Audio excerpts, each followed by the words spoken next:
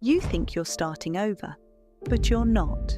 Your mind is the one telling you that you are, and that illusion is exactly why you feel stuck.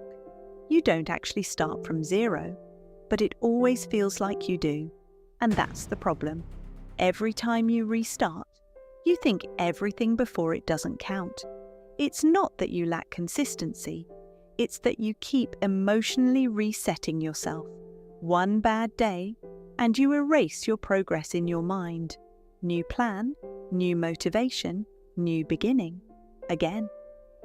But you're not starting from zero, you're starting from experience.